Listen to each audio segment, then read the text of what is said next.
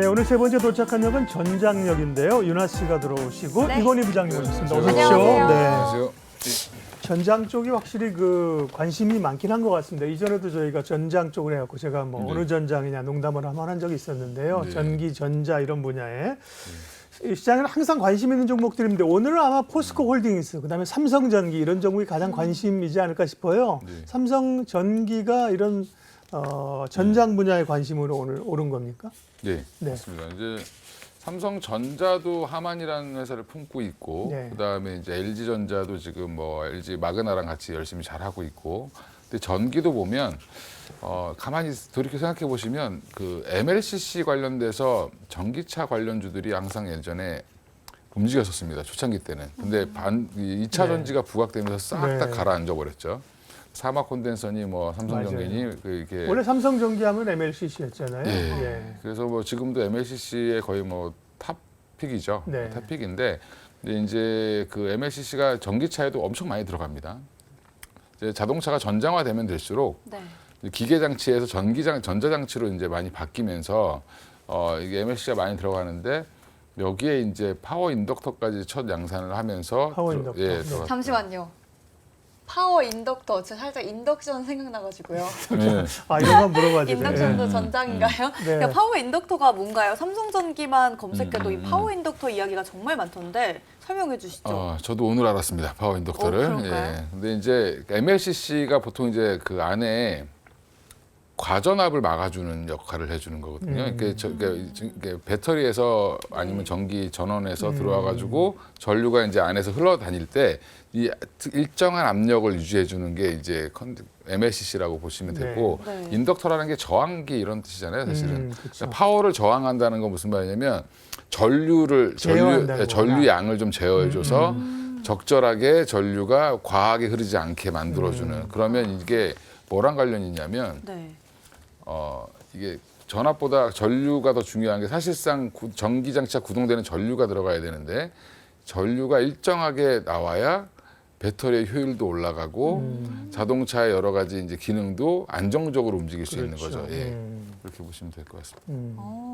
그럼 결국 이 파워 인덕터 때문에 삼성전기가 좀 올랐다는 이야기일까요? 삼성전기가 이걸 어떻게 만든 걸까요? 뭘까요? 네, 만들어서 처음으로 양산했다고 얘기를 해서 네네. 시장에서 새로운 거죠. 그렇죠. 새로운 거죠. 네, 시장은 항상 새로운 걸 좋아합니다. 네. 예, 그래서 삼성전기가 이제 MLCC뿐만 아니라 사장님이 이제 발표할 때 그랬습니다. 제2의 MLCC를 만들 거다.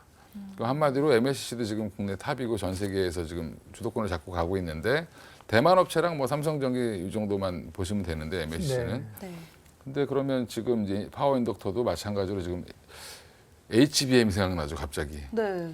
예. 비슷한 것 같아요. 안 쓰던 게 지금 하나 더 드러난 거죠. 이제 별로 주목받지 못했던 그러니까 새로운 분야로 전기가 나갔다라는 부분이 주목이 된 거고 그러면 이거를 앞으로 양산되는 전기차들은 이거를 채용할 가능성이 높겠죠. 그러면 더 많이 쓰일 거고 지금 전장을 주목하는 이유는 전기차 생산량이 많아져서 그런 겁니다. 예. 예전에는 미미했는데 이제 막 난리가 났죠. 뭐 포드도 그렇고 뭐 GM도 그렇고 현대차도 그렇고 다 많이 만들기 때문에 전장 사업이 더 관심이 많아진 거죠. LG전자는 그 파워 트레인이었는데, 그죠? 예, 예. 삼성전기는 파워 인덕터. 어, 파워가 중요. 파워가 중요하네요. 예. 알겠습니다. 예. 앞으로 좀 수요가 또 파워 인덕터의 수요도 진짜 늘어나게 될 것 같고요. 네. 삼성전기 이야기를 오늘 해봤는데 네. LG전자도 요즘 이 전장 부품 진심이죠. 사업에 전장의 진심이죠. 진짜 네. 진심이더라고요. 그래서 하반기를 넘어서 좀 어떻게 LG전자의 성장이 좀 계속될 수 있을지 궁금해요. 예, 지금 수주 잔고 계속 늘고 있고요. 그다음에 이게 이제 예전에 LG전자는 제품을 만들어서 주로 팔았죠. 바로바로 매출에 꽂히고 안 꽂히고 뭐 이게 숫자가 바로바로 보였는데 네. 지금 LG전자 투자하시는 분들이 어려워하시는 게 뭐냐면 전장 수주는 늘었다는데 실적은 빨리빨리 안 올라옵니다. 근데 실적은 되게 견조하게 이번에 삼성전자보다 훨씬 잘 나왔죠. 네. 그게 결국에는 전장 사업 부분은 미리 계약을 따내고 이거를 이제 쳐내는 방식으로 지금 납품을 공장에서 지금 가동해서 만들어서 내보내는 방식으로 가고 있는데 LG전자의 장점은 LG 마그나와의 또 합작법인을 만들었던 부분 때문에 북미 진출도 이미 용이하게 했고요. 그 외에 지금 현대차든 뭐 어느 회사든 간에 전장이 필요하면 LG전자 걸 갖다 쓸 수 있는 정도의 기술력은 충분히 갖고 있고 네. 구동계부터 인포테인먼트까지 다 있다라는 아. 부분이 가장 핵심이죠. 또 인포테인먼트는 LG 디스플레이랑 같이 또 협업을 하고 있고. 근데 LG전자가 주가가 뭐 실적 발표하고도 뭐 그냥 지지부진합니다. 주가는. 무겁죠. 예, 네. 무겁습니다. 그래서 네. 안타깝지만 네. 네. 그게 어느 순간 반영될지 모르기 때문에 그렇죠. 요즘은 예, 한미반도체 같은 거 보면 음. 안 가다가 갑자기 확 가버리죠. 그렇죠. 그렇죠. 네. LG전자 요즘에 대형주들도 그런 흐름을 보이는데 네. 포스코홀딩스 같은 종목이 하루에 뭐 7, 8%씩 맞아요. 올라가고 예. 그러니까요. 예, 그다음에 뭐 지금 퓨처엠 이런 애들 그러니까 그런 이제 양극재 업체들 보면 움직임이 굉장히 다이내믹하게 움직이죠. 포스코 DX가 굉장히 무거운 종목이었는데 지금은 뭐 종이장처럼 가볍게 올라갑니다. 근데 그게 사실은 요즘의 매매 패턴인 것 같고요. 그래서 LG전자도 언제 올라갈지 모른다. 저는 그렇게 보고 있습니다. 네. 전장 쪽 얘기하고 있고요. 예. 전장은 이제 LG전자가 사실은 휴대폰까지도 버리고 그죠? 예. 말씀하신 전장, B2B 이런 거 많이 하는데 여기 이제 마그나하고 해서 마그나는 이제 글로벌 그 자동차 업계의 부품을 대는 데고 삼성전자는 또 현대차하고 지난번에 뭐 이제 네. 그 자동차 네. 반도체 이런 거 하면서 현대차하고 또 좀 뭘 해보려고 합니다. 네. 여기서 여기저기서 뭐 대기업들의 격돌이 일어나고 있는데 HBM은 SK하이닉스와 삼성전자, 예. 예, 또 전장은 삼성과 LG. 예, 음. 어떤 강점들이 있을까요? 근데 이제 LG 쪽은 지금 구동계 모터부터 인포테인먼트까지 쭉 있는데 삼성은 주로 이제 차량용 반도체에 사실은 몰입을 하고 있다라고 예. 보시면 되고요. 그래서 지금 뭐 디자인 하우스와의 뭐 관계도 더 잘 공고하게 한다고 얼마 전에 발표를 했고 또 삼성전자는 하만과 관련해서 지금 하만 쪽 관련돼서 인포테인먼트 관련된 사업도 하고 있는데 네. 삼성전자와 LG 쪽이 약간 좀 결이 살짝 다르다라고 보시면 될 것 같고요. LG전자가 열심히 하는 걸 굳이 하려고 하진 않는 것 같습니다. 삼성전자가. 그다음에 삼성전자에서 할 수 있는 부분들 현대차와 제휴를 한다는 이유는 결국에는 현대차 입장에서도 다른 전장을 LG 거든 삼성 거든 갖다 써야 되는데 결국엔 제가 볼 땐 두 개를 다 같이 채용해서 쓸 가능성이 높다라고 보고 있습니다. 예. 근데 그러면은 사실 음. 좀 궁금한 점이요. 전 분야를 그럼 다 아우르는 게 좋을까? 아니면 삼성처럼 선택과 집중이 좋을까? 사실 둘 다 전략이 나쁜 전략은 아니잖아요. 근데 둘 다 자기가 잘하는 걸 지금 하고 있는 겁니다. 예, 지금 보면 3세대 경영자들의 특징이 보면 네. 잘하는 거를 더 잘하려고 하고요. 못하는 거는 협업을 하려고 합니다. 그래서 저는 그래서 긍정적으로 보고 있는데 네. 지금 LG도 보면 본인들이 새로운 그 회장이 취임을 하면서 지금 LG전자는 사실은 전장에 사활을 걸었고요. 네. 가전제품이 어떻게 보면 부속품이 돼버리는 형태로 지금 갈 겁니다. 점점 매출 비중은 그쪽에 더 늘어날 거고 그럼 거기서 잘하는 자기들이 모터를 잘 만드니까 구동계 모터부터 시작해서 그 외에 이제 자동차 프레임을 제외하고 나머지는 가전제품이랑 똑같은 영역이기 때문에 그거를 열심히 하는 거고 네. 근데 그 안에 칩은 또 오히려 삼성전자가 더 열심히 잘하는 거기 때문에 자동차 반도체 관련돼서는 오히려 지금 네. 삼성전자가 더 열심히 하고 있는데 지금 보면 HBM에 다 너무 매몰돼 있으신데 네. 차량용 반도체에 이재용 부회장도 되게 진심이었습니다. 예, 그래서 뭐 패키징 기술을 강조하고 디자인 하우스와의 네. 협력 강조하고 이렇게 했던 이유가 네. 결국에는 차량용 반도체 시장을 굉장히 크게 본 거죠. 예, 그러면 삼성전자도 지금 그 안에 이제 가전이 있잖아요. 가전도 예, 있고 맞습니다. 스마트폰 부분도 있는 건데 그죠? 반도체가 네. 핵심인 것처럼 LG전자도 이제 그런 쪽으로 좀 가길 원하는 거죠. 그죠? 네. 근데 그러면 좀 두 맞습니다. 기업이 같이 성장하는 그런 그림인 지금은 걸까요? 동반 성장한다라고 보시는 게 맞고 전기차 자체가 이제 스타트를 하고 있는 상황이기 때문에 주식은 이미 많이 올랐지만 네. 사실은 자동차는 이제 스타트하고 있죠. 양산하고 있는 거는. 아. 그러면 두 회사가 같이 동반 성장을 하다가 어느 순간에는 이제 분야가 정확하게 나눠지는 시기가 나올 거고 지금도 제가 볼 땐 거의 겹치는 거는 많이 없는 것 같습니다. 네, 알겠습니다. LG와 삼성의 대결 이야기는 이 정도로 마무리를 해보고요. 네. 또 오늘 뜨거웠던 이유 중에 하나가 이 테슬라가 사이버 트럭을 네. 드디어 본격 생산을 한다는 소식이 전해졌잖아요. 좀 이 테슬라의 사이버 트럭 생산이 전장 사업에서 좀 어떻게 호재로 작용할 수 있나요? 이제 그런 거죠. 또 하나의 품목이 늘어났다. 그거는 배터리 쪽에서도 호재고 네. 전장 쪽에서도 호재인데 문제는 우리나라께 들어가느냐 안 들어가느냐의 문제인 거죠. 사실은 정확히 얘기하면. 근데 배터리는 들어갈 가능성이 높고 그 안에 뭐 전장 관련된 거는 뭐 지켜봐야 되겠지만 어디 걸 갖다 쓸지는 좀 지켜봐야 될 것 같고요.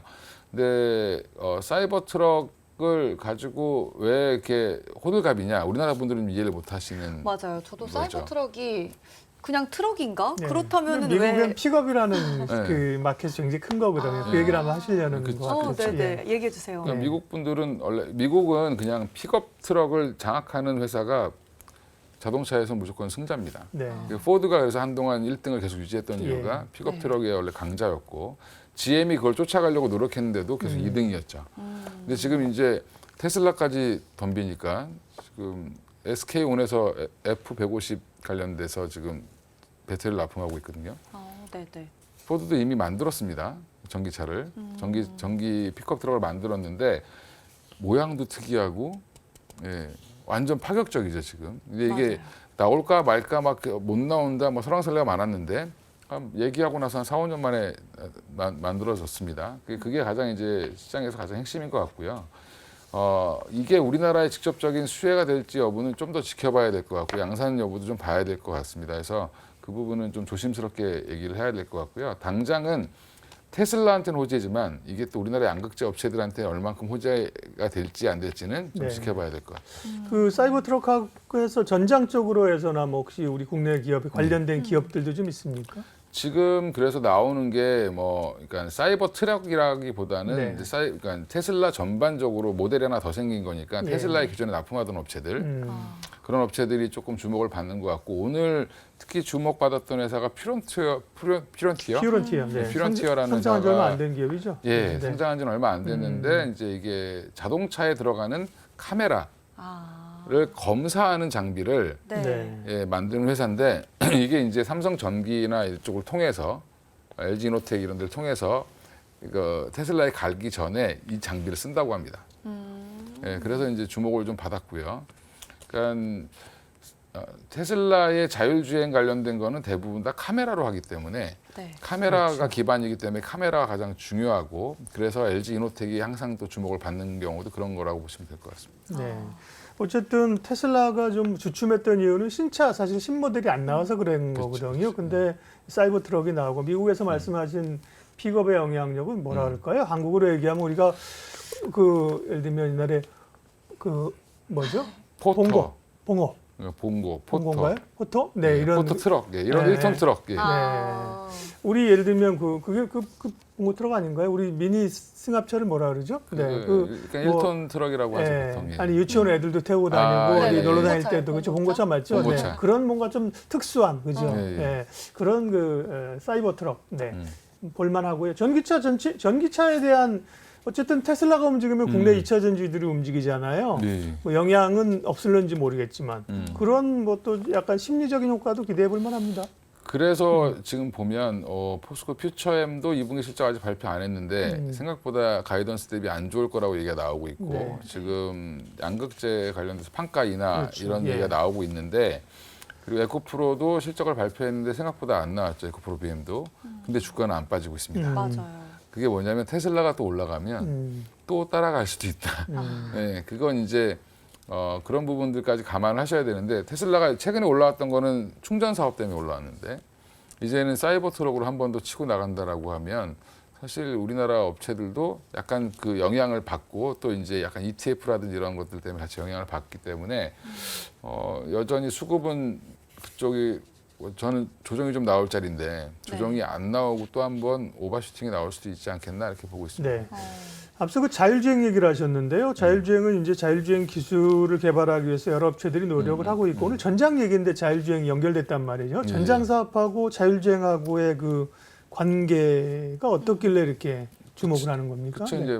이제 전자장치화 되다 보니까 이게 차 자체가 알아서 이거를 판단하고 계산을 해서 차가 움직이는 게 자율주행인데 네. 근데 결국에는 지금 자율주행은 전기차가 아닌 차들도 자율주행 기술이 들어가 있습니다. 그렇죠. 이미 예. 들어가 있고 아다스라고 해서 예전부터 네. 이미 제가 자율주행 공부한 게 한 5, 6년 넘은 것 같으니까 네. 0단계부터 5단계까지 있는데 지금 그게 뭐 예전에 제가 처음 공부했을 때는 2027년 2025년 정도 되면 뭐 4단계 가까이 갈 거다라고 얘기를 했는데 지금도 시험적으로 하는 거는 뭐 5단계도 있습니다. 완전 무인 자율주행도 우와. 있는데 네. 문제는 지금 상용화되어 있는 부분들, 그다음에 보험과의 관계 여러 가지 문제들 때문에 지금 사실은 테슬라는 본인들이 한 뭐 4단계다 이렇게 얘기를 하는데 실질적으로는 3단계 이렇게 보시는 게 맞을 것 같고요. 우리나라 현대차는 이제 3단계를 진입하려고 노력 중이다. 지금은 이제 운전자 최첨단 보조 장치 정도 되는 거죠, 그렇죠? 보조 장치. 네, 네. 근데 사실 이 자율주행 자율주행 로봇도 이런 거는 한동안 또 주목을 받았다가 자율주행 차는 좀 관심도가 상대적으로 최근에는 별로 없었잖아요. 예. 좀 어떤가요, 요즘은? 이제 테슬라가 뭐 자기가 4단계 뭐 이렇게 얘기하면서 네. 운전자들이 운전을 앞에 안 보고 가다가 네. 많이 죽었죠. 그 사고가 좀 사고가 있었죠. 많이 났습니다. 네, 네. 근데 이제 그게 방식이 좀 라이다 방식이 아니고 이게 데이터베이스 방식이기 때문에 그러니까 사진으로 촬영해서 모든 데이터를 중앙에서 갖고 있고 이걸 보내주는 형태로 되어 있거든요, 테슬라는. 그래서 이제 이 부분이 지금 보험이라든지 누구의 책임, 사고가 나면 누구의 책임일 거냐부터 시작해서 네. 법적인 제도적인 문제도 되게 많습니다. 그래서 이게 생각보다 기술은 이미 뭐 실험실 단계에서는 5단계까지 가 있지만 이거를 사회 이제 사람들이 받아들이는 과정에서 좀 시간이 걸릴 것 같고요. 네. 지금 자율주행 기술을 그러면 주식시장에서 관심을 가졌다가 안 가졌다 하는데 네, 네. 사실은 그것도 아마 테슬라가 트리거가 될 것 같습니다. 그렇죠. 아니 챗GPT도 알파고 이후 10년 걸렸다면서 그렇죠? 어느 날 갑자기 또 이제 자율주행 관련해서 뭔가 확 튀어나올 수 있어요. 네. 그러니까 저는 이제 제가 알아본 바로는 네. 테슬라가 조만간 최종적인 목표 완전 자율주행을 하면 택시 사업을 아마 할 겁니다. 가능성이 있네요. 우와. 예. 예, 그러면 그 택시 사업에서 자율주행 택시를 시작하면 그때부터가 모든 자동차 회사들이 지금도 물론 테슬라를 보면서 떨고 있지만 더 떨 가능성이 높다. 예, 그래서 지금 라이다 기반은 이미 사실은 좀 많이 안 좋아졌고요. 네. 네. 그래서 지금 그 엄청난 데이터베이스를 활용하는 테슬라를 이길 수 있느냐 없느냐 이런 부분이 좀 있을 것 같습니다. 네. 네, 그렇다면 전장 관련해서 좀 이야기를 나눠봤잖아요. 네. 이 안에서 이건희 부장님이 보시는 최선호 종목 어떤 게 있나요?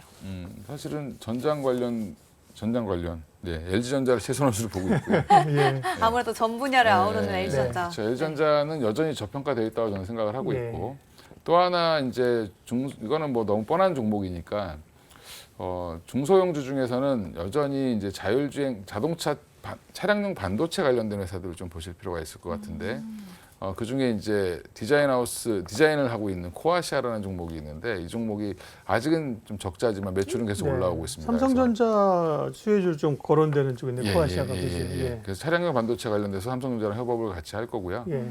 최근에도 여기저기 이제 이 회사가 이제 흑자 전환을 한다든지 뭐 새로운 계약을 더 맺는다든지 오늘도 하나가 나오긴 했는데 네. 그러면 아마 주가가 지금 차트가 이쁩니다. 그래서 옆으로 가고 있기 때문에 한번 들면 강하게 들지 않겠나 이렇게 생각하고 있습니다. 네. 그림 좋아하십니까? 그림 별로 안 좋아하시고 차트 많이 보시죠? 차트는 많이 안 보는데 제가 이걸 공부를 해봤는데 언제 사야 되나라고 생각할 때는 보는데 근데 제가 오늘 이거 말고 다른 종목을 가져 나오려다가 네. 봤더니 너무 올랐습니다. 예. 그게 피론티어였고요. 네, 네. 예, 그러니까 이게 너무 옳은 종목을 말씀드리면 그렇죠. 좀 뭐 뻔한 거 얘기 갖고 나왔네 이렇게 얘기하실까봐. 네. 네. 그 차트로 접근은 차티스트는 아니지만 이제 주요 기업들을 보면서 네. 나중에 투자 판단할 때는 차트를 이제 한번 확인하는 예. 네, 그렇게 활용을 하시는 거죠. 텔레칩스도 네. 한번 그러면 보셔도 괜찮을 것 같습니다. 텔레칩스도 예. 네, 이어서 보도록. 파고드는 질문을 하니까 한 종목 더 알려주시네요. 네. 하나 더 칩스앤미디어. 텔레칩스? 뭐 그렇게도 뭐 있고 많죠. 예. 네, 알겠습니다. 오늘 이 정도만 하고 저희는 먼저 가보도록 할 테니까요. 네. 이나 씨가 정리 잘 해주시고 퇴근하십시오. 네, 오늘 좋은 얘기 너무 감사드리고 두 분 얼른 퇴근해 보시죠. 네, 감사합니다. 감사합니다. 네, 감사합니다. 이로운 경제 채널 EBC